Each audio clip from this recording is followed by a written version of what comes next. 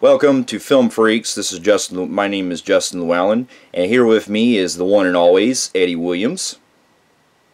What's up, everybody? And with us tonight, we have a special guest appearances from fellow YouTubers and friends on our Facebook page and near our YouTube channel. Let's give a round to Will Walker. Hey, how's it going? All right, and then we also have Timothy Anderson. What's up? And we also have Superfan K, also Hannibal Miller, also known as Superfan K on YouTube. What's up? And tonight we are going to be doing a special discussion over all the Star Wars films that have been released theatrically, and we'll talk a little bit about the spin-offs that have come out as well. And so, to kind of get things rolling, when it comes to Star Wars, going back before we even get to Star Wars, we'll talk a little bit about George Lucas. Now, for those of you who know, George Lucas, before he began with Star Wars, he actually started out with some other films that came around, with THX 1138 and also with American Graffiti. Have any of you guys seen any of those films? I'll start out with Will. Have you seen any of them? American Graffiti, I've seen. All right, American Graffiti is pretty good. I've never seen I've seen American Graffiti. I love that movie. I actually have not seen American Graffiti.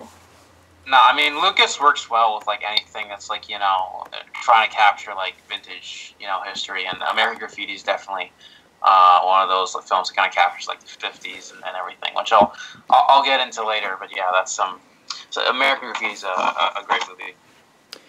Yeah, I've heard a lot about it. I've just never like it. Yeah, I've heard a lot about it. I've just never really got a chance to watch it. But I do know it was one of those movies that was kind of like a coming-of-age story. And it also had the early appearance of Harrison Ford before George Lucas later cast him in Star Wars. It kind of reminded me of days when I watched it. It's like Days Confused meets the 50s. Yeah. Well, and then basically after American Graffiti came out, George Lucas was actually planning to do he was going to have Star Wars basically be an independent type movie, because he only got around to really doing it when 20th Century Fox got him the money to fund it, basically. And you got to understand, before Star Wars came out, nobody expected this to be a success. The actual production company thought it was going to be the biggest bomb of the century. And basically, when it came out, we were quite surprised because it broke records. It became pretty much known as one of the biggest blockbusters after coming off the success of Jaws and all that. So, now when Star Wars came out, it was actually quite a big deal for everyone, and it skyrocketed not only the science fiction community, but also it basically impacted George Lucas as a filmmaker as well, and it also it cast a lot of stars to do on later movies, including Mark Hamill, Harrison Ford, and Carrie Fisher, and all them. Growing up, for you guys, when was the first time you guys watched the first Star Wars film? Probably when I was maybe 5, something around there. I watched. You go. 8, I think 8 or 9, but. It's weird because it wasn't the first Star Wars movie that I watched. The first one I watched was Phantom Menace. Oh, wow. Then I went back to the original trilogy. I saw Phantom Menace again, and I was like, you know what? Something feels off about this all of a sudden. For me, I watched. I had been to watch it when it first came out, but unfortunately, no. For me, I watched A New Hope when I was around like 8 or 9, and I watched we watched the original trilogy, I think, over the course of like a week or a weekend. I didn't really get that into Star Wars until I was around like 15, 16. Like, my family's not the biggest, Star Wars family. I mean, like, my dad wasn't around that much, and my mom hates that genre. So yeah, Star Wars is definitely something I got into more myself around like 15, 16. But I originally saw like the original trilogy around like 8 or 9. Yeah, that was about the same time I started. I was about 8 or 9. But keep in mind, I actually, growing up, I think I remember seeing the special editions in the late 90s before I even got a chance to watch or before I watched well, yeah, I think I watched the special editions first because I remember it was What's funny is, I don't even think I watched the Star Wars first. I think anything to do with, like, the world, I think the very first one I watched was Ewoks Battle of Endor. Was the first one I actually seen. Yeah, I actually finally watched that last night. Oh, wow. Yeah, we'll get to that one here coming up later. But yeah, basically, I watched mainly I think I got myself attached with the special editions first, and then I saw the original editions afterwards. Because back in the late 90s, when I watched the original films, I think, no, if I remember correctly, I actually watched Empire Strikes Back first, and then I saw New Hope. That's what I remember. I think Empire Strikes Back was my first one. What? Yeah, I don't. Out of order? Yeah, because my parents, believe it or not, when we used to collect VHS tapes, my parents didn't realize that a lot of the films were out of order and stuff. So basically, my mom or my dad would get me some of the Star Wars films. The only one I owned at the time was Empire Strikes Back, and I think, yeah, if I remember correctly, that one was the unaltered edition. That was the original version, and that one got me introduced to Star Wars. So I actually saw it before I saw New Hope. Yeah, I saw all 3 of the originals before the prequels were even thought of. Yeah, and I've seen all those in theaters, all the prequels. But anyway, to go in the story with the original Star Wars film, you know, basically it boils down to, it basically, in a way, it kind of takes a lot of, Lucas basically took a lot of elements from, like, older films, like a lot of the serials that came out, like the 40s and stuff, because he was paying homage to those type of movies. And because in this story you have, you know, the local the farm boy Luke Skywalker, who has to go with Obi-Wan Kenobi to fight the forces of evil from the evil empire and stop Darth Vader and all them. Growing up, I just thought of it, I always thought, you know, Star Wars was just one of those just original type of movies, but little did I know that they actually took a lot of elements from older films, basically. You know? Which I thought was very fascinating. And one of the things I really enjoy about the film, for me the most, is that it's just so, it's to start it out, it's still, I find it to still be, like, it's probably my second, or no, it's actually my third favorite of the trilogy, because I actually kind of like Empire and Return of the Jedi over New Hope. I do too. Yeah, it's New Hope is my third. Yeah, New Hope's probably my. Actually, it's probably my least favorite of the original trilogy, definitely. Yeah, but you know, it's still a great story. You know, you got. I think Return of the Jedi is probably my least favorite, and then Empire and A New Hope are like right there. But I would have A New Hope underneath Empire, obviously. Yeah. I just feel like Empire is just like head and shoulders above either of the original trilogy films. Just like I feel like that's definitely one of the cases where the hype around it is definitely earned. Yeah. So, yes. Yeah. Well, and to get in the story too, like I really love the way that when the film pretty much starts, you know, it's almost like you're already on board. You're pretty much already jumping into the story of something that was basically told like with prior films, you know, because yeah, and I would agree with that. You know, because they take the characters and they like challenge them in different ways. I think that was probably my favorite thing about Empire. Yeah, and not just that, but with New Hope also, it got us to, when it came out, it was a landmark for special effects as well, you know, because nobody really seen a lot of anything like that at the time. No, not other than, yeah, true, because other than, 2001 Space Odyssey, when did that come out? That 68. Something? 1968. Oh, okay.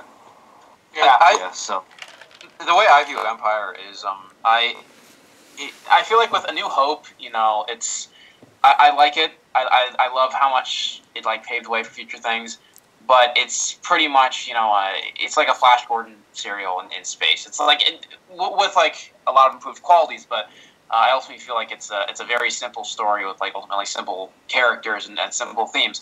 With Empire, I feel like that's basically our modern mythology, pretty much, our modern cultural mythology, and it does feel like Homeric epic in a lot of ways. Yeah, That most films really don't. It's just the size and the scale of it, and just like all the mythology and like all the world building that it's able to do it's really incredible. Yeah, it is. Because I agree on that. well, not just that, but you also got to look at the way that this, because since it's trying to be a trilogy. I mean, if you think about it first, nobody expected it when the first film came out. Nobody expected it to be a trilogy when it came out, because the simple story of them having to fight the Empire and everything, it was, if you kind of look at it, New Hope kind of stands on its own, because it kind of resolves everything in its first movie. Because they end up defeating the Empire by blowing up the Death Star, and then they pretty much, at the end, they get awards for it, which is kind of weird, because out of the awards, they don't give Chewbacca one. I didn't notice that. Yeah. Screw you, Chewbacca. Yeah. Well, and also, it's funny, a couple years ago, me and Eddie watched the movie, and we saw that there's actually this goof that they intentionally left in there, where when they're at the base at the Death Star, there's actually a part where the stormtrooper clunks his head on the ceiling. Yeah. He's like, tunk. They left that part in there too. Yeah, everybody thinks that guy. So.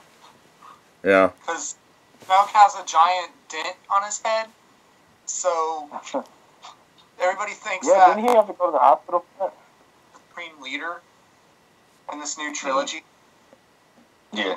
Yeah. That's It's just an original character, like, and I like this is also just like something that I thought all along, but somebody, it's just an original character. I'm just gonna say that right now. I don't think that it's anybody else. I don't think every character in Force Awakens has to be connected to some character in previous Star Wars movies. I think like people being like, Rey has to be the daughter of so and so, and Snoke has to be this character.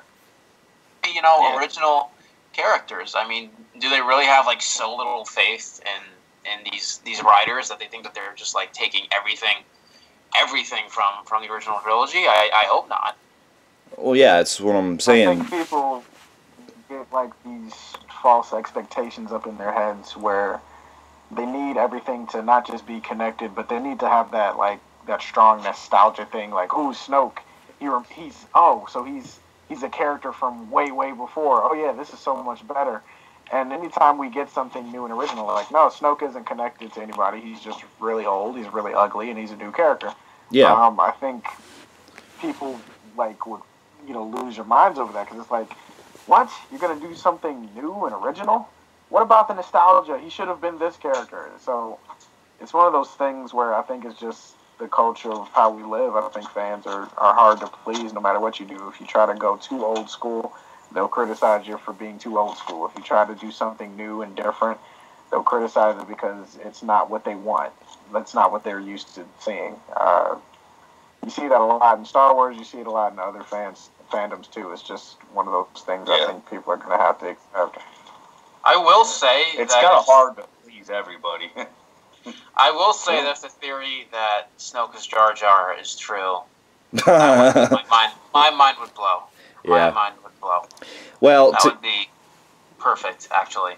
I'd walk out of the theater and be like, okay.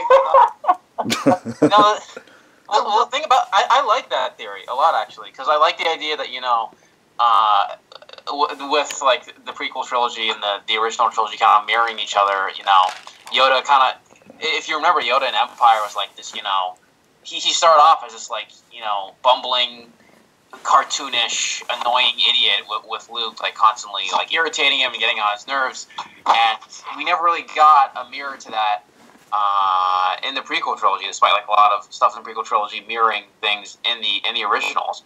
And I think Jar Jar being a dark mirror to Yoda is genius. I thought, and I think that if that extends to Snoke, I'll be cool with it. I know it'll piss a lot of people off because obviously there's a lot of negative emotions attached to that character, but I think it'd be like a masterstroke. I don't know it would be possible for me to hate Jar Jar more than I already do, but I'm pretty sure if that happened, he might actually become my most hated character of all time in any movie.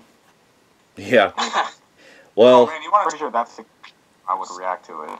Yeah. Well, and to also get on to more of the, basically with New Hope, like, I just find it really fascinating how in the film we are starting to introduce these characters, you know, and you gotta understand, like, some people that I've come across, when they first, like, seen Luke Skywalker in his first appearance, they kind of always, I've come across a couple people who kind of found him annoying because of the fact that, you know, he's kind of whiny in parts where he's like, well, I wanted to go to converters, you know, but it's like, yeah, whenever Mark Hamill played in the New Hope, a lot of people thought he wouldn't have much of an acting career. Yeah, but that's at the time.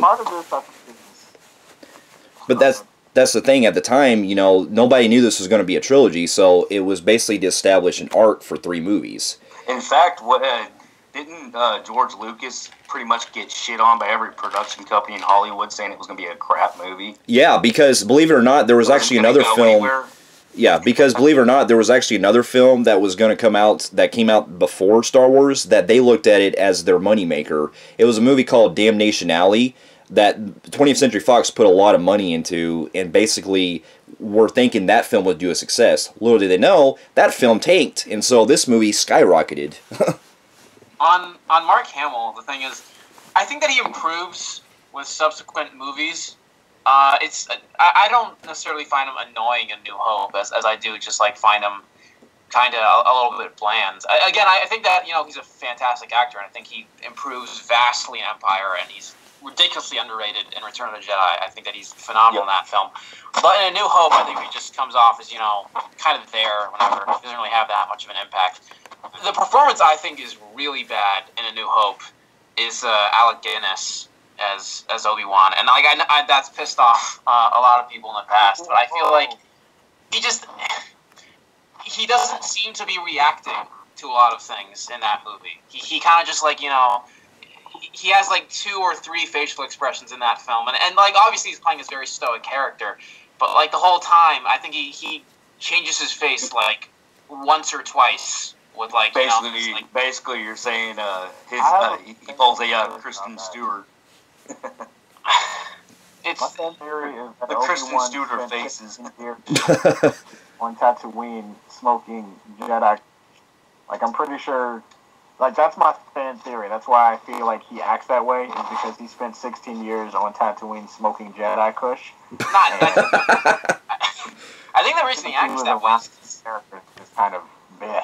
I think the reason he acts that way is because, like, Alec Guinness has flat out said he hated the character, and he hated working on Star Wars.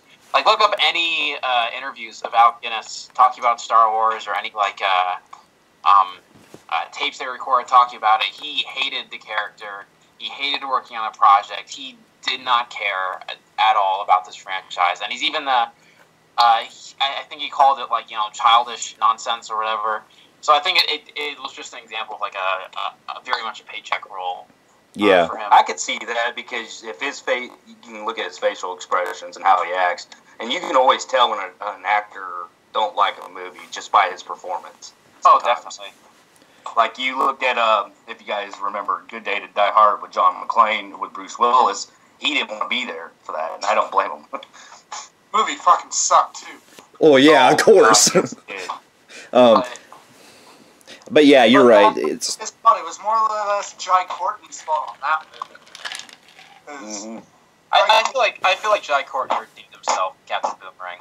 Yeah, he did. On that. Well, to kind of get back into yeah. Well, and to kind of get back into Obi-Wan as well, like I guess you are supposed to kind of look at him as like the wise old man kind of figure, like they're going for, that completes basically the storyline revolving that. But also, we got to give credit to this, because with this one as well, we got to always give it props to bringing in Harrison Ford as Han Solo.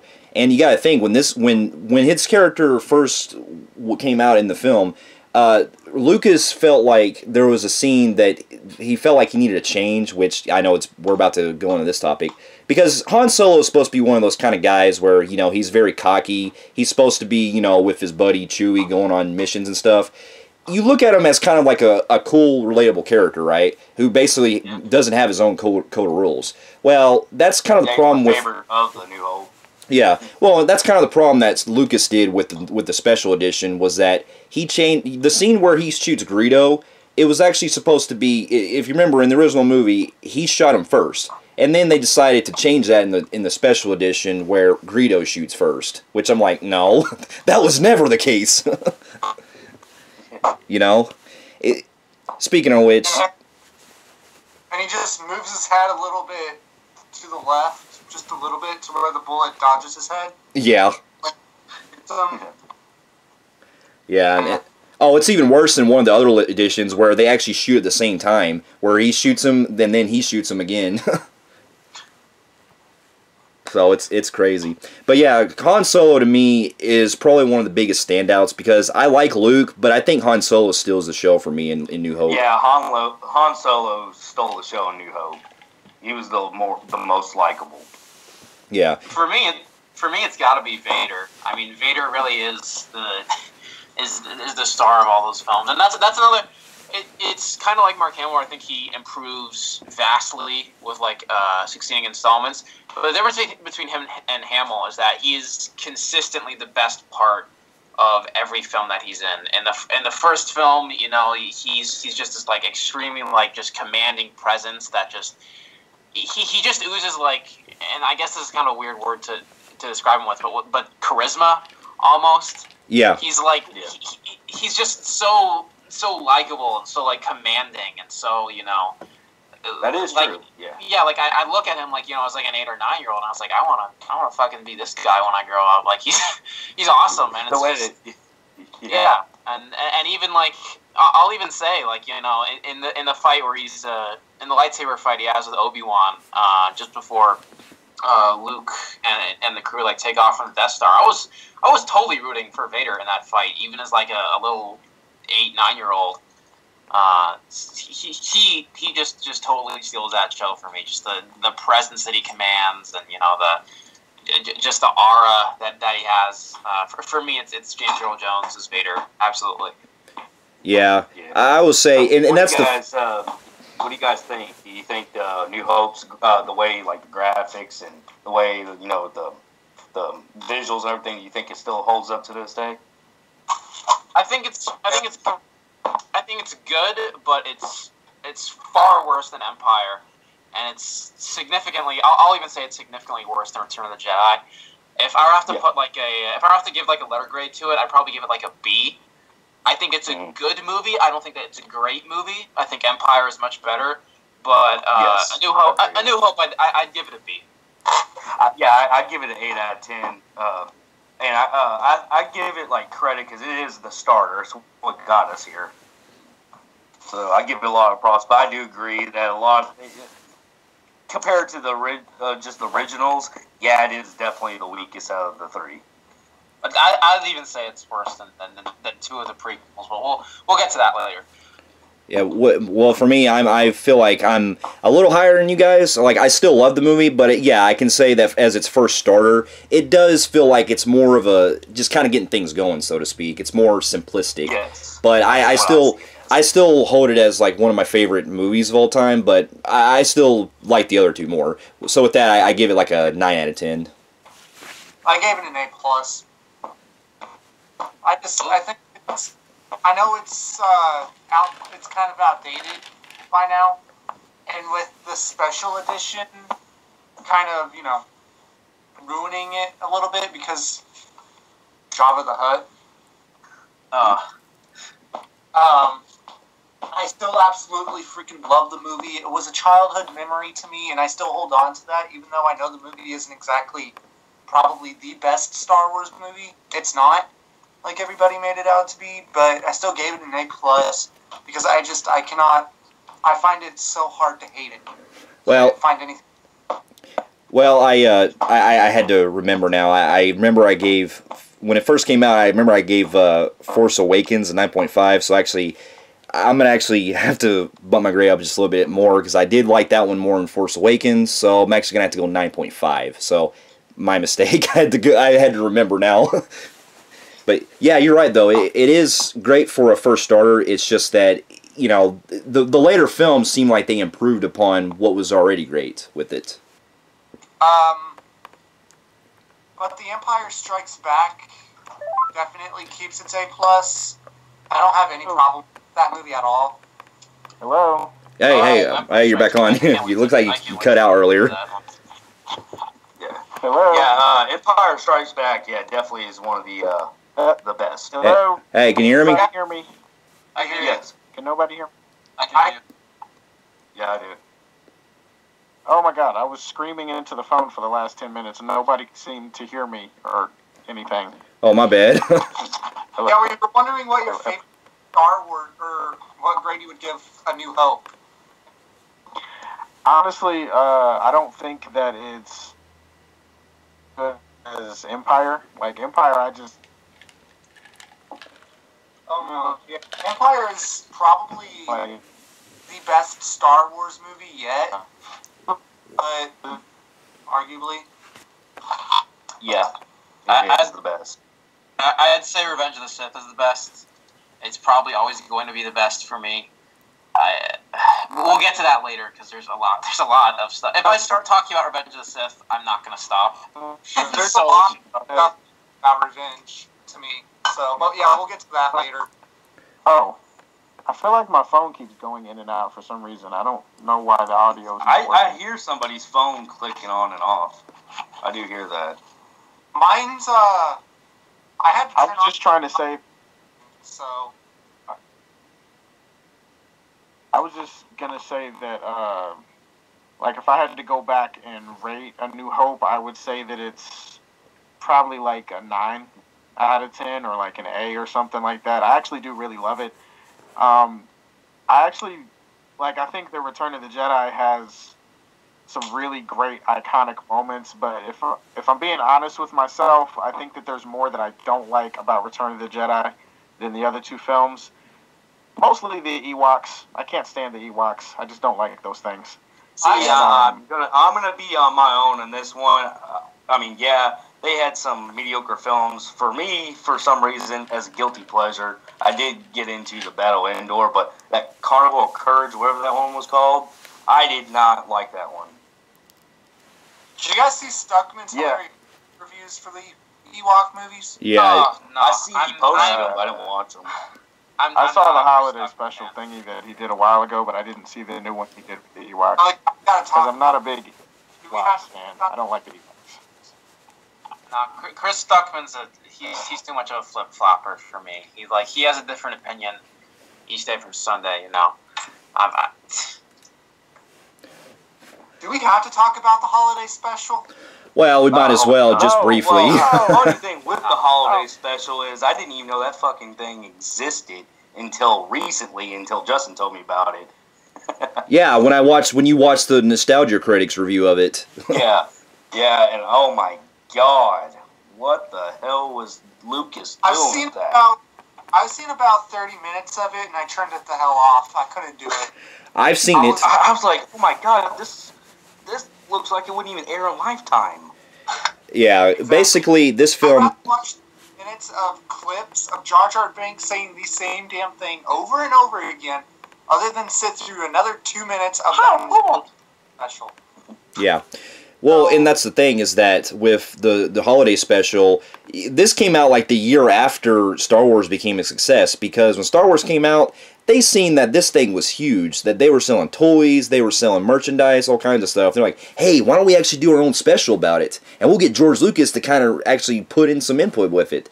And to this day, get this, George Lucas says that this is the #1 thing that he actually regrets.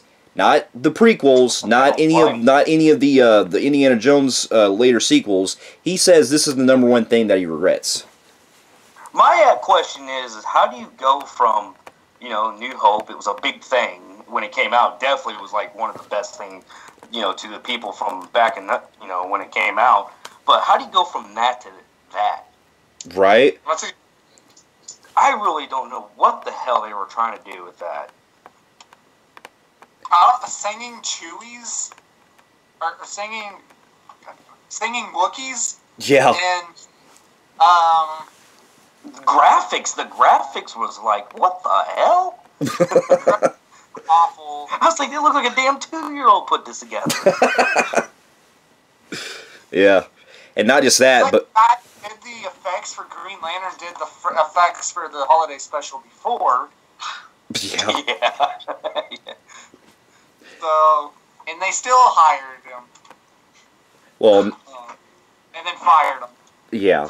Because you gotta think, too, when that came out, it only aired one time, never since then. It's gone into obscurity because the movie was like so like surreal and had just some of the weirdest shit. Like you had the stuff with the Wookiees who, when they speak, there's no subtitles, so you can't tell what they're saying. And not just that, but you also have this weird holiday which revolves around Life Day. So it's not even about like Christmas or anything. It's about just, you know, this holiday that Han Solo and Chewie are supposed to get back to Kashyyyk and all that to the Wookiees. While at the same time, you got these weird stuff with like the weird music video-esque going on, and then you got that weird, creepy animated segment that introduces Boba Fett. That was weird. Yeah. But I'm surprised Loki.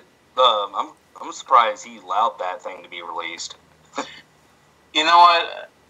I mean, Lucas and Harrison Ford have done so much to like pretend that like that special didn't exist. That I just pretend it doesn't exist. So Yeah, that's probably the best. Well, Will, do you think that's if you're considering it with the rest of the films, do you consider that the absolute worst? That require me to consider it a movie, which I don't. True. Anything considered Star Wars, I'm not going to try to say compare it as a movie, but overall, anything Star Wars, I'm going to say that's the worst thing they attempted. Fair enough, Probably. like you have Kingdom of the Crystal Skull, you have the prequels. Well, yeah, depending on what your thoughts are on them. And then you have the holiday special at the very, very, very, very bottom of the barrel. Well, Yes, that's the way I look at it. Honestly, though, that's also if you include the Clone Wars film, which I know that's supposed to be part of the TV series, but if you're looking, I don't watch that crap. Yeah. To me, though, if you're looking at that film, though, on its own, it's about the same, really, for me, as far as the Clone Wars and Holiday Special. I mean, I like it a little more. Clone Wars, that's the one that came out like 2008, 7, something like that. Yeah. Okay, that is the only thing related to any type of Star Wars I didn't get, ever watch. I didn't get to it this weekend either, so. Yeah. Like, it took me a whole week to finish that damn movie. Oh, man. Well, for one, I had work, and two, I was really tired, so I couldn't really sit through it. So, I actually seen somebody the other day that said that was actually worse than the Christmas special, which I don't see how. Wow. yeah, Could be possible. the Clone Wars has some enjoyable moments, and I really like the show. I haven't seen Rebels. I want to, but I never got around to it.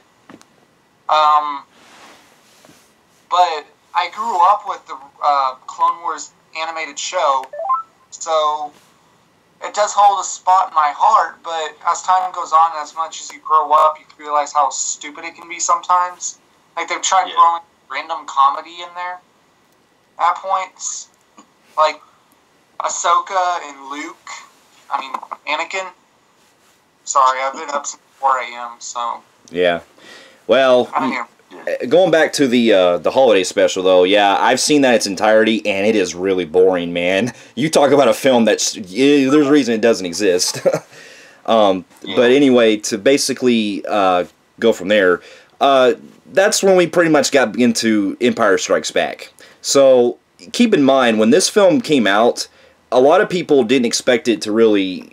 didn't expect that they would didn't even realize it was going to be a sequel to Star Wars, because back then, before they started renumbering them for the special editions, they were just called A New Hope and Empire Strikes Back. They didn't have the numbers in them. Yeah. So when Empire came out, it was like, you know, one of the biggest surprises because we were seeing pretty much one of the most anticipated sequels to the movie that we all loved. And I gotta admit, like, to this day, Empire Strikes Back is my favorite of the entire franchise. Yes, it is. It is the best. Yeah, because I'd say second best. I still think Revenge of the Sith it pushes out a little bit more, but it's still, if I had never seen Revenge of the Sith and I'd only seen Empire Strikes Back, I would not believe that there was a better Star Wars film than Empire. I just wouldn't believe it because it really is very close to a perfect film. Oh yeah. Yeah. Pretty much, you know, in this story we deal with, actually, this time it takes place, like, on the planet Hoth, which I remember when I first watched it on VHS, that was one of the best, like, that visual, the visuals alone where it shows in the snow and everything, got me into a lot of, like, other movies that take place in the snow. Like, I just love that visual for some reason. Yeah, the setting is pretty cool. Yeah. Yeah, because this one we deal with Luke, who is now working with who, you know, him and Leia and Han and all them. They're having to, you know, defend the Hoth base from the Empire and everything. And this is actually, when it came out, it was a big deal because this is actually where we get into some darker stuff involving Darth Vader. Because in this one we have Darth Vader where he's trying to go after Luke, and there's a secret about him between him and Luke. And the rest of the film deals with Luke having to, he's seeing like visions of he's seeing like Obi-Wan as a ghost, apparently, because this movie actually introduced us the idea that, well, I know New Hope kind of did, but this one we actually fully see that the Force can have spirit ghosts for Jedi, which I thought was pretty cool. But yeah, there's just so many great things I love about Empire, and I like how it pretty much raised a lot of the stakes higher in this one. You know, what did you think about it, Will? Like, what's your impression of it? Of Empire? Or? Empire, yeah. Yeah. Well, I mean, like I said earlier, I feel like it's like very much our modern Greek mythology in a way. I feel like just the world building for that film is fantastic. The way that it builds on the characters and the relationships of the first movie is done wonderfully.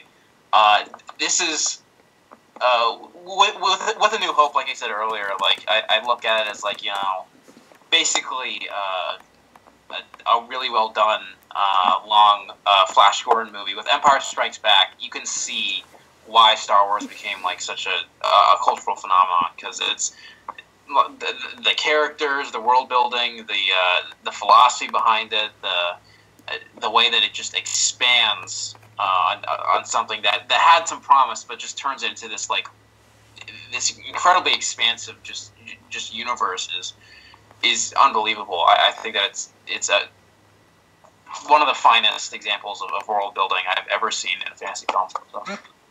Most definitely, especially when you have the stuff that's involving where we also get pretty much also the relationship that builds between Han Solo and Leia, which I find very, you know, fascinating as well. And not just that, but we also, of course, get introduced to one of our favorites, Yoda, when Luke has to go to him after he sees visions of after he sees Obi-Wan as a Force ghost, and he has to train under him, which. Even to this day, you know, it's really sad how back then a lot of the practical effects hold up more compared to the CGI nowadays. Yeah. You know, but it still is a great, you know, way that they introduced him, because it shows that, you know, he even puts himself, size doesn't matter, because Luke has to train all he can from Yoda, and Yoda is a little like 2 foot kind of guy. And he can do all this kind of stuff with his hands, and you know, Luke has to master that, basically. I think performances, like everybody's performances, really up the ante in the second one compared to New Hope. I also got to say that I think that Empire Strikes Back is considered like the one that's considered very iconic with the you know, Luke, I am your father, you know, just so much in that film is, you know, still used to this day and joked with. Well, and that's the funny thing is because in this one, yeah, we see that Darth Vader actually is actually Luke's father. What's funny is that for a long time, people kind of got the quote wrong when we were kind of like, you know how growing up you kind of get the quote kind of misquoted basically. Growing up, I always thought it was called Luke, I am your father, but it's actually, if you look at it, he says, no, I am your father. You know? It's just funny how all this entire time I didn't even realize that. For me, I was going back to what they said about Yoda and like the size matters not thing. Well, what makes Yoda in this film work so much for me is that is how much it plays with your expectations. Like, when you have Yoda originally introduced and he's like this just obnoxious, intolerable, like, little, like, goblin, and you just think that he's just like this waste of screen time, that he's annoying and just insufferable, and just the revelation that he's like this, like, legendary warrior monk is... It's mind-blowing, but it flows so seamlessly. Like, you can look at that character who, like, 2 seconds ago was, eating all of Luke's food and, messing with R2-D2, and then, like, 2 seconds later he's this, like, brilliant, wise Jedi Master, and, like, there doesn't seem to be a disconnect there. I think that the way that change is handled is done wonderfully. I agree the performances are way better in this film than they were in the last film. Mark Hamill, especially, he really picks up near the end. With the interactions with Vader and stuff.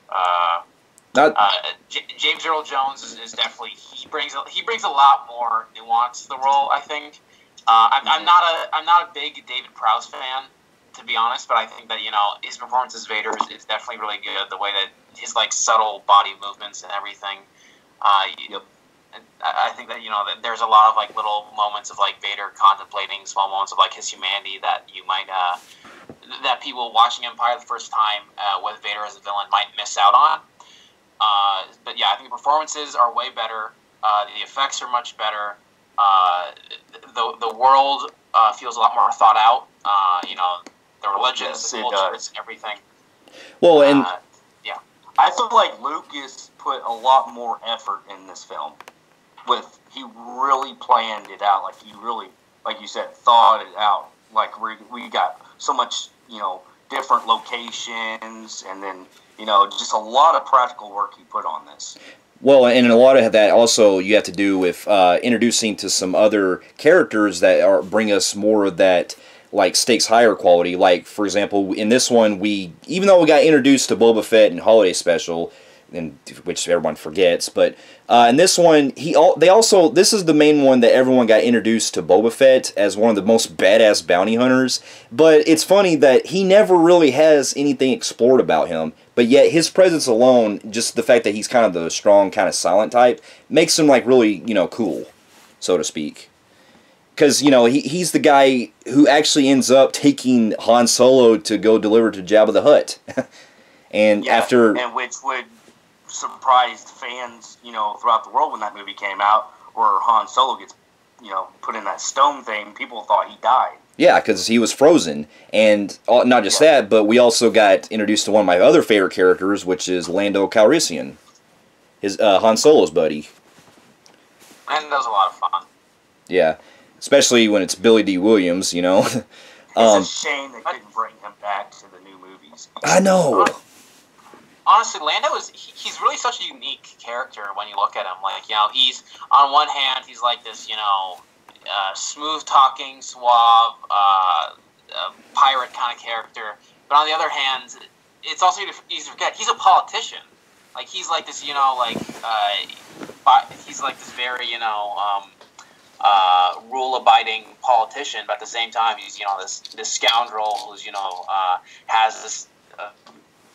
obviously, this very extensive history with this rotten smuggler Han Solo. So I think that there's a lot of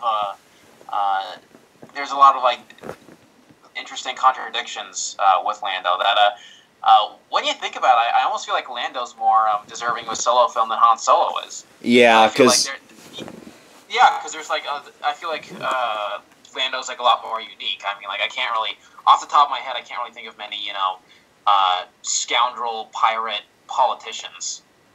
That's something very new that I haven't really seen done that much before or since. I do feel like there's more story potential to be mined from a solo film with him than with Han.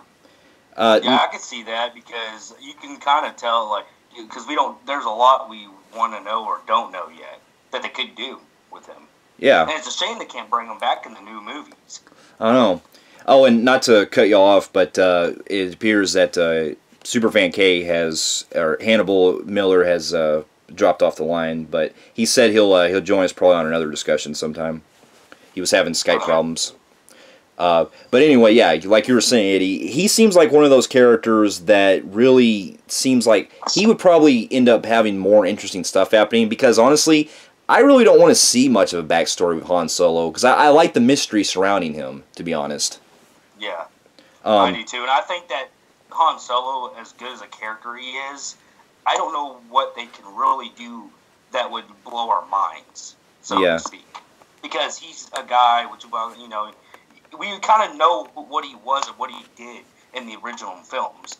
I mean, do we really need how he got to that point? Do we think that something big happened to where he got to where he was in New Hope? I just think he was like a regular guy. Yeah. The thing with Han Solo is that he's very much a straightforward character in the beginning of A New Hope. Exactly. He's like charismatic, scoundrel. Great with flirting, smooth talker. Doesn't like the rules. I feel like everything interesting about Han was done in the original trilogy and The Force Awakens, because that was about him growing into a much more nuanced and three-dimensional person, especially in Empire and even Force Awakens. Even though I'm not a big fan of that one, I feel like a lot of the interesting stuff to do with Han Solo was done in these movies, and I feel like with if you did the Han Solo spin-off film, it's going to come off more like it's almost going to come off more like it's going to come off the way that a lot of Han Solo imitations come off, like very, very one-dimensional, very, very bland, very something that we've seen before many, many times. Which is one of the many reasons I'm skeptical about that Han Solo film. And I'm also skeptical because from what I've read and everything, it has been a clusterfuck. Yeah. Oh, absolutely. They had to hire an acting coach for like the lead they said introduction. They said that guy was like an overall terrible actor. Yeah. Like they said was beyond bad. And for them to having to do that and then still trust him for the role, and then there was a lot of reshoots, and then Ron, he was saying, oh man, Ron Howard, he was like, man, we had to do this. Oh man, we messed this up. I mean, I'm worried about it. I actually feel like it's going to be bad. Yeah. I almost feel like Star Wars fans, they don't really know what a bad franchise installment is. Like, I think the worst installment we've had so far, in my opinion, is Force Awakens. Even that one, I think, is very much okay. It's not a bad film at all. I feel like with the Han Solo spin-off film, fans are going to realize what a really bad Star Wars film looks like on the big screen. Yeah, and minus like the cartoon, the animated, and then the Christmas stuff. As far as theoretical film, I think it's going to end up being the weakest. Yeah, definitely. I think it will. I have that feeling there because we're not getting much of this. It's like they're scared to show us like a teaser or anything. They're like, oh fuck, we're dreading releasing this film, but we have to. Timothy, what's your thoughts on Empire? You there, man? Timothy. I haven't heard him in a while. Yeah, I was wondering if he was still on. Timothy, you on, man? He's probably. I think no, he's on. He's just probably on mute or something. Well, I guess until he gets back. Yeah, you're right. I am worried about that because it feels like that's so far a Star Wars film that honestly I don't really see much like. hype for myself, really. But Yeah, I really don't either. but kind of getting back to Empire, basically, you know, it's everything that you can expect a sequel to do, because even though it still continues the story with Star Wars, it's not like it's still pushing a lot of the darker material, because you're also dealing with the stuff where Luke goes through some hell in this movie. Like, he loses his arm. His first battle with Vader is like tough for him and everything. The up the ante, all bets are off does pay off in this film. Well, not just that, but it ends on a downer, like kind of like how we're quoting Clerks. It ended on such a down note. Luke gets his hand cut off, and Vader's his father, and then Han Solo gets stolen by Boba Fett. You know? Yeah, it's pretty much a film that ends on a, you know, we don't have to always get the happy endings, the same endings you get in every Hollywood film. And back in the 80s, like older times, they would do a lot of, you know, like happy endings. So it was like a big turn for Hollywood. Like, whoa, it didn't end happy. Yeah, I know, right? But yeah, I would say overall, though, Empire is definitely my favorite. I mean, there's really little to no flaws I had with the movie, to be honest, and I consider it one of my favorite all-time movies, so I give that one actually a 10 out of 10 for me. Yeah, I give it a 10 out of 10 also. I'd give this one an A+. I feel like it just does so many things right. There's a single scene in that film where I'm like, you know, they could have done that better, or like, you know, I'm not enjoying this. Like even the scenes where like not like a big fan of, I can still like, you know, they're still like really, even the scenes where like I have like small problems, they're still very, very enjoyable. I think the world building is perfect. I think the performances are vastly improved from the previous film. I think the relationships are a lot more complex. Obviously, Vader and Luke, and the chemistry definitely between the actors has definitely like settled in. They've gelled a lot more. The effects are way better. The whole world around these characters feels so much more expansive and large and diverse. It really is very close to a perfect film in my mind. So I'm going to give Empire Strikes Back an A+. Fair enough. But anyway, and sorry folks, it appears that Timothy has also dropped out too, so we'll have to, but he'll probably join us on our next discussion. So it'll just be me, Eddie, and Will. But anyway, yeah, basically going back to Star Wars with Empire, I feel like, you know, after this film came out, it really, when I was little, I really want to see the next movie after that, because this one actually made it to where I needed to see the next movie, you know, because everything was on such a cliffhanger, you know. Yeah. And so after this came out, we actually, and then we got to the next one, which at the time was considered the final film, which was Return of the Jedi, which I still really highly love this film, but I can see at the time when this film came out, a lot of people consider it kind of their least favorite when it came out. You know, because you gotta think. That's the funny thing is it's never been my least favorite. I find it to be, you know, like overall, like with the majority of this franchise, I find a lot of people like to put this at the very bottom. I find it a little, you know, underrated. The special editions have definitely hurt it. Yeah, definitely. The club. I think that the club scene and the club party scene is worse than anything in The Force Awakens, the prequels, anything by far. It's unwatchable. Like when that scene turns up in Return of the Jedi, I have to like turn the volume down, try and bring my attention to something else. It's one of the few like Star Wars scenes where it's just like this is really, really horrible. Like really, really, just unwatchably, unforgivably bad. And the rest of the stuff, I think, most of the other stuff surrounding the movie, I think, is like really great. So I think it elevates it like above that. But that one scene is just Return of the Jedi is lucky that like the rest of the film is as good as it is, because a lot of movies wouldn't have survived that. Yeah.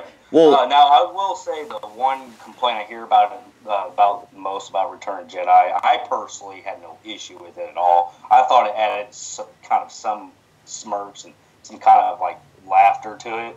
Was the part where everybody's fighting the the troopers, and you had the Ewoks helping out.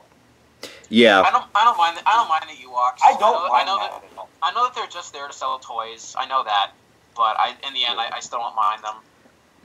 Well, yeah. I find a lot of people, that's their biggest problem, is that. And I'm like, I actually didn't mind them. I don't think they really ruined it for me at all. No, because honestly, and George Lucas actually backs us up. He says that basically the Ewoks, they're not meant to basically defeat the Empire. They just helped out, so to speak. Because you got to think, everything was coming together at this point where they were trying to finally, end all evil and everything. Because not only did you have the Ewoks helping the rebels out, but you also had the stuff going on where Lando Calrissian is now, piloting the Millennium Falcon, and him and his other team have to actually take down the Death Star that was rebuilt. So they actually built the Death Star again. And also not just that, but you also had Luke pretty much doing things on his own as well, where he finally wants to confront Darth Vader, who's his true father. And this is where we get introduced to the Emperor. And man, when I was little, he kind of creeped me out when I was little when I first seen him. Yeah. Yeah, because the first, I actually, believe it or not, when I first saw Return of the Jedi, it was actually the unaltered edition. It was actually the original version on VHS, and I remember owning the Millennium Falcon toy when I was little, which I thought was pretty cool. Yeah, I had one too. Yeah. And also with this one of my favorite things, I just always was fascinated when I first saw it, was I love that in this one Luke Skywalker has a green lightsaber. I don't know, I don't know what it is, I just love his green lightsaber more than his blue one for some reason. And not just that, but also in this one too, it's very interesting that in this one we finally discover that Luke and Leia are actually brother and sister, which, if you kind of look at it though, isn't that kind of weird if you look back at Empire, how them two kind of pretty much kissed? Yeah, that is like one of the most awkward things to know what they eventually knew was her. Yeah. Brother and sister. I hate that whole scene, to be honest. Like, not even just like, the whole Luke Leia thing, because it's just Obi-Wan literally uses the same excuse that like a 5-year-old would use, like, defending like him lying to Luke about everything. Oh, technically I didn't, say all the stuff about your father. I mean, I know that like, I almost got you to like murder your own family, but you can't be pissed at me because technically, I didn't lie, and it was just he just comes off like really scumbaggy to me, like that he'd like lie to him about all this stuff and use like this very like this very sneaky, snaky excuse that I don't consider them Anakin and Vader the same person. Vader destroyed Anakin. It's just. It really just comes off as a very underhanded move to basically manipulate somebody into doing something that clearly they wouldn't do on their own ever. Yeah, I could see that. With Return of the Jedi though, it also makes me feel like Luke has now officially become the most ultimate, like the most badass of the series at this point, because he has fully grown into becoming a master. Really ups the most on it. Yes. No, Mark Hamill in this movie in Return of the Jedi is so good. I would say like even though Empire is ultimately a better movie, I think Mark Hamill is far better in Return of the Jedi than he was in Empire. Yeah. Yeah, especially near the end when he's like trying to like redeem Vader and like talk to him. That hallway scene that he has with him, where he's like, then my father is truly dead. That scene is. Hamill completely nails it there. I think that's one of the best scenes in the whole saga, and it gets really overlooked a lot by Harrison Ford, Han Solo, and I agree with you on that. Like with the whole, with like you said, with Luke being, his performance is probably the best out of all of them in this one, even though Empire beats it. As a quality movie. Yeah, Luke, man, Mark Hamill's. He really just A-plussed it in this movie. Definitely. Well, and yeah, definitely. And not just that, but one of the biggest things I noticed too with this one was that we also get that Leia actually becomes even more like him and Han Solo. Her and Han Solo really grow in this one, because one of my favorite parts is the part where they're having their battle with the Empire, and there's that part where she has like her gun pulled out or whatever, and he's like we're outnumbered, or she's like, basically they swap lines that they did in Empire, where she's like I know, and then he's like I love you, and all that. I just thought them two like have so much fantastic chemistry in this film, and I will say though, Harrison Ford's performance in this one, it's the only one where he seems really off. Well, here's well, you know why, right? He took a step back. Yeah. There's like this one scene where I think he's talking to Luke. It's when it's either Luke or C-3PO, and get captured by the Ewoks. And his facial expressions they're really weird. He's like, "Why don't you use your divine influence and get us out of this?" And it's just it's just really, it's hard to like convey without like showing the actual clip, but his acting really went down a lot in Return of the Jedi compared to like the first two. And as much as Hamill gets better, that's how much worse Ford gets in this movie. And I think he stepped it up by the time Force Awakens came along, but there's just something off about him in Return of the Jedi. Well, why, right? Because you gotta think also behind the scenes, him and George Lucas behind the scenes, he felt like he didn't like the character of Han Solo, so he actually asked George Lucas to kill his character off in Return of the Jedi. Yeah. Oh yeah, that I remember reading up that when the Force Awakens thing happened, where he died in that one. But that is true. He was actually asking to be killed off in that one. Yes, yeah. And so you can kind of tell that even though he's still on board with the film, you can tell that there are parts where, because he didn't get his request to kill his character off, he does feel like he's kind of not wanting to be there. So I could see where you're coming with that, where his acting doesn't, like, his performance is not as on par with the other two films. Just like I stated earlier when we were talking about Star Wars New Hope, where you had Obi-Wan Kenobi acting like he didn't want to be there. Well, you had the same with Harrison Ford in Return of the Jedi, hinting that, when actors don't want to be in something, you can tell. Yeah. And not just that, but also we have some of the things I did notice in this one, though, Return of the Jedi, was that nowadays some of the green screen doesn't really hold up in a couple of parts, like the part where they're on the speeder bikes and they're going through like the forest. You could kind of tell that still doesn't really look too well. Yeah, some of it didn't, age very well. Yeah, but for the most part, the effects are great if you watch the original editions. But yeah, there are some parts where some of the green screen you can kind of see in some parts. But it still gave us a good iconic final act. Oh yeah, definitely. Oh, because I don't think you can talk about Return of the Jedi without talking about the final act. Oh yeah, definitely. When Luke and Vader go at it, man, you can see the rage in Luke. Like, he really wants to just put an end to Darth Vader and all the shit he had to go through. And then it's both James Earl Jones and Mark Hamill at their best. Like the two best performances I think in the original trilogy.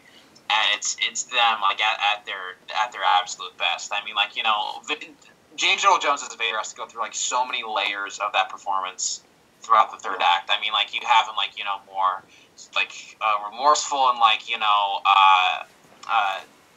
remorseful and empathetic, and the scene in the hallway, and you have him more sort of hardened and a little bit more cruel in the fight when he's talking about Leia. And he just has to go through he has to go through such a gambit with the emotions that he has to portray, and exactly. James Earl Jones is amazing there. Mark Hamill's great when he's just unleashing on Vader. It's just that final 30 minutes or so from the hallway scene to the end of the final battle is probably the best acted stuff in the original trilogy. Well, and of course, you also got to I also praise the guy Ian McDiarmid, who plays the Emperor in this. Gold. Yes. He is phenomenal, man. Especially how he's trying to when he's trying to like have Luke come to the dark side and stuff, you really see like you really feel like the intensity going on. I think just the idea that, you have this villain that's so dedicated to the cause of evil that he is literally willing to die just so that the cause of evil advances. Yeah. I mean, that's just a great villain right there. Just that he's willing to sacrifice himself just so that the cause of villainy advances. That's when you have a pretty cool villain. Yep. Yeah. And not just that, but I love the way that how they have to push a lot of the stakes higher with the Death Star this time, because they actually have to go really deep inside to destroy it again. Especially when you have like all the forces that are doing their space battles, and they have to go like really deep inside the place, to take it down. And also, well, you also have the funny battle with the Ewoks where they start throwing rocks and stuff at the Empire and everything. See, a lot of people really extremely said it turning them off from in the third movie, but to me, I didn't think they didn't bother me at all, and I thought it was kind of funny. It was enjoyable in my opinion. Yeah. I liked it. Well, and it's great too that this one, you can pretty much tell that this was going to be the end of the very last film, like for good, because when they defeat everyone and everything, they actually basically Luke actually brings Vader to the light side again, where he becomes Anakin again for a minute, which I thought that scene alone was very emotional when he finally takes his mask off and everything. Oh, absolutely, I agree with that. Yeah. And then, that for that little moment that he gets to talk, you can tell that it struck so much like heart with Luke that, he truly did bring his father back to the light side. And he gives him a... good to see his father, Darth Vader, actually talk really human to him. Yeah. Humanized. It gave him a good closure. Though it begs the question, though, here's a theory. How exactly... Do you think Vader probably still could have survived if he didn't get shocked by the Emperor? I mean, is it really his suit that keeps him alive, or is it just the way that he is like injured? Or is it really the suit that keeps him alive? Or is it? Yeah. I believe his suit keeps him alive. Without that suit, he dies. Right, but it's just weird because in some of the other films, we see that he's, like, temporarily out of it in, like, those bacta tanks and stuff. So it makes you wonder, like, how does he get back in his suit so fast? Yeah. I don't know, that's just a weird theory of mine. Yeah. But, yeah, it is very, emotional the way it comes to the end. And pretty much Luke is the only one who knows that Vader died. So he actually gives him a proper burial. And then you get that whole, like, where they go to pretty much where the Ewoks live, where they're celebrating. Yeah, I like that scene. Though in the special edition, they added some scenes back in. They edited together scenes from other planets, such as Naboo, on the special editions, where you get to see Jar Jar and all them. Yeah, I remember they added more, Yeah, which... I guess you can, and also get this. There's also an Easter egg where you can actually see an alien that looks like E.T. from the extraterrestrial.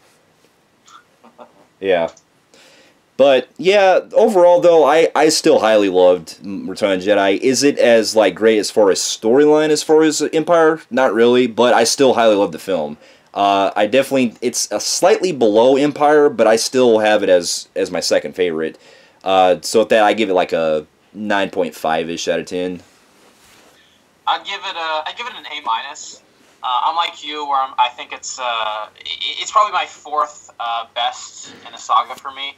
I think that there are some cringeworthy scenes in there, like some of Harrison Ford's acting and the club scene. But I think that the good stuff in this film, James Earl Jones, Mark Hamill, the redemption scene at the end.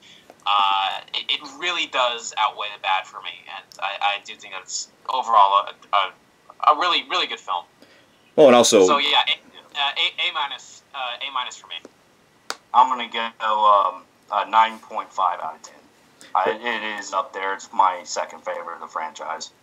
Yeah, and I just... Well, and fair enough, and also... Well, I know we're still on this topic, but I know we haven't really talked much about Princess Leia, but I like that in this one, too, we finally get to see that she also completes her arc as well, where she becomes as much as a badass as the other two are, which I thought was cool.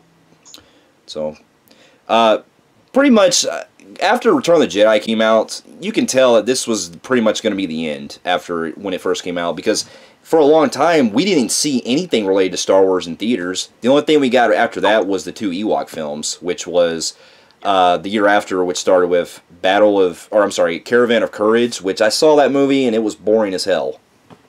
Yeah, see, I saw it, but I saw it when I was a kid. I had to go rewatch it to kind of give it a fair, grade.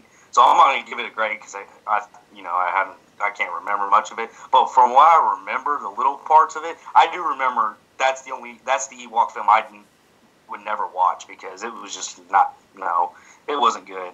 Now, Battle Endor, that was something that was brought on to me from my dad. There's movies that my parents kind of pretty much started me out as a kid.